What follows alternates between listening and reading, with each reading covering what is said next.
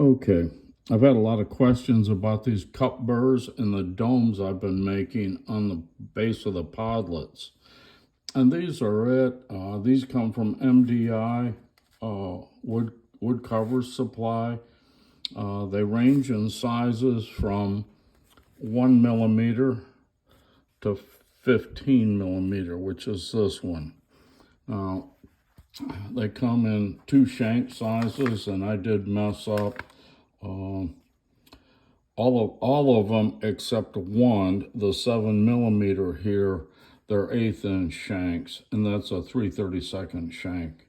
So that means I have to change the collet out when I do these. So I messed up. Now, when you look at these, and I don't know if you're going to be able to see it. There you go. It's got a flat base to it. This is flat. These are used in the jewelry business, and it's for different size wires. So what I'll have to do is sharpen this. I'll take it over to the grinder, and I'll grind just that little bit there to expose the teeth. And once those are exposed, the piece will then dig in. Otherwise, it wants to float on top and it wants to skate. So you have to sharpen these. And this is the one I use primarily in the beginning. And you can see once you have sharpened that and taken that flat off, you can see the teeth being exposed. So now it's like a circular saw kind of thing where you can dig in. So we'll go over to the grinder and I will sharpen these four. At least 3 out of the 4. This 3.5 millimeter might be a little tough to sharpen and keep from damaging it. So we'll see. I'll show you that also.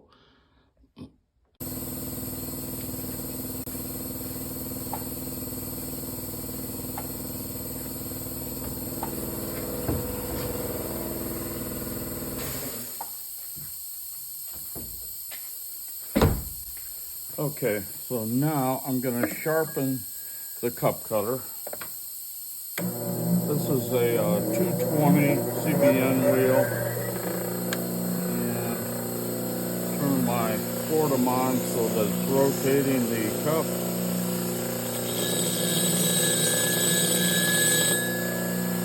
And you can see the shiny surface. So I'm guessing that should be sharp. Not quite. I want to feel the teeth in the bottom.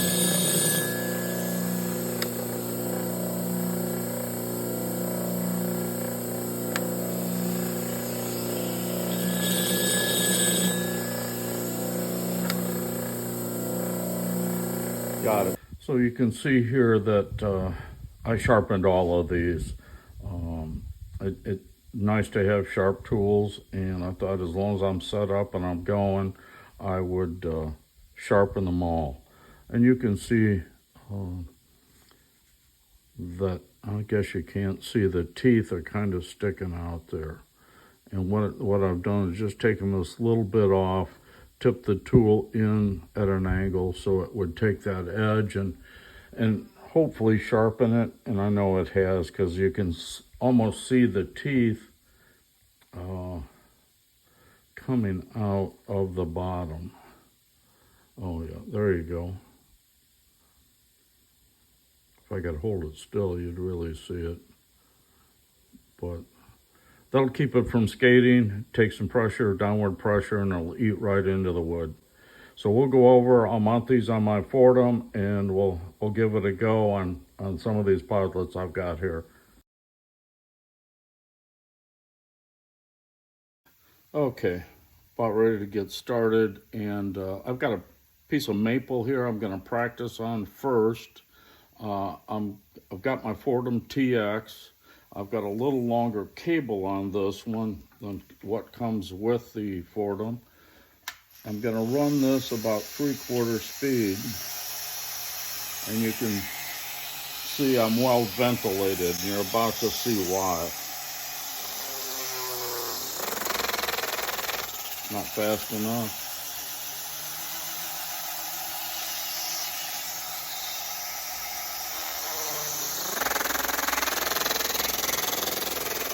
readjust my cable. Let me move that further away, and now we'll rock and roll.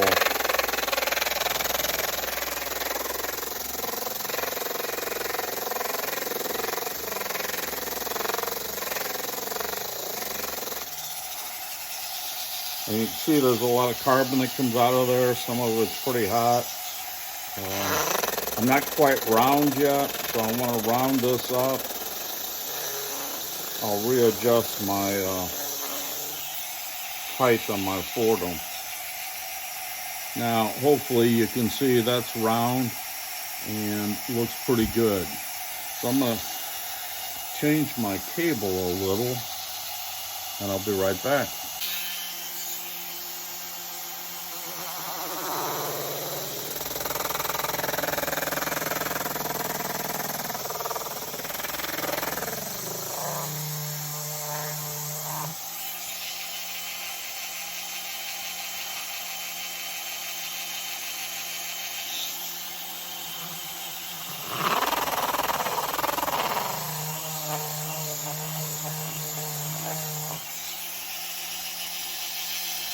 Thought I had enough airflow, but I really don't. I'm going to hook up a fan, give myself a little more protection from all the smoke.